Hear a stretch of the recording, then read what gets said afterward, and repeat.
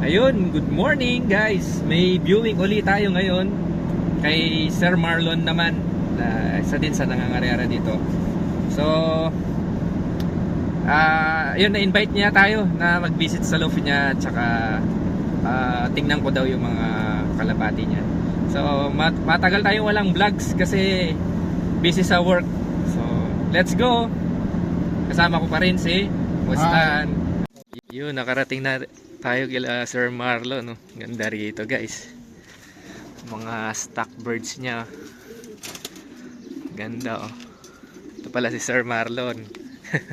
So, bibigyan tayo ng ano, maganda mga stocks niya oh. Breeding.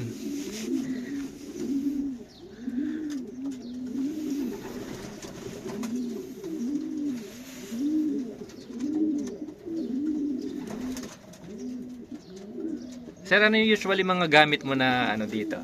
Ito, umberka to ang lalaki. Umbirka? Duhil yung babae. Ito naman, Umbirka, nag-champion last sa Pattaya yun, sir, no?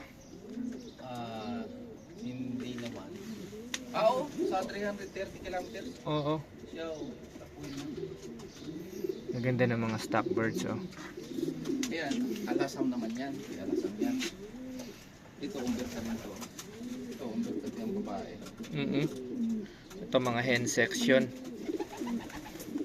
Cock section nandito. Ang ganda, oh. Ayaw natantanan sir yung babae, oh. Pero mga uhaw yan eh. Oo. So guys, swerte. Ito, mga young birds to na, sir. Oo. Meron din. Pangsali ko to sa Puilar. OLR, ito. Dito ka pipili, sir. Oo, napili ko na. Actually, Oo. tingnan mo yung sa likod ba? Ito sa March, sir, no? May napisa ako dun, sir. Baka may isali ko yun. Ito yung panlaban ni Sir Marlon. So, OLR, dito daw siya pipili, oh. Gaganda mga ibon. Tingnan mo sa likod. Meron pa pala dito. Ito eh. Yung umberka. Birka to.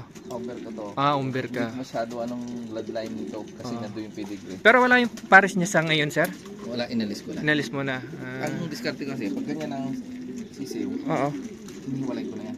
Walay mo na. Tatay na nag-aano. Yung babae. Tatay na yung nagsusubo. Okay, tapos yung babae na saan mo? Dito na sa... I-re-rest mo na. i-re-rest ko Okay na. pala. Peter Van de Merwe, Jansen, Peter Van de Merwe, tsaka Jansen. Leo Hermans, Hermans.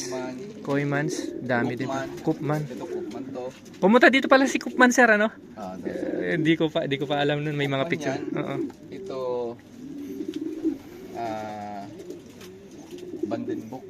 Vandenbroek, BDB, oh. Oo.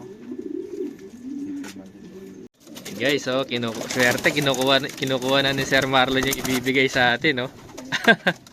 Swerte. Kakto. Ayun, oh. Ayun. Wow. Ganda ng katawan, no? Dalawa ka ng hin.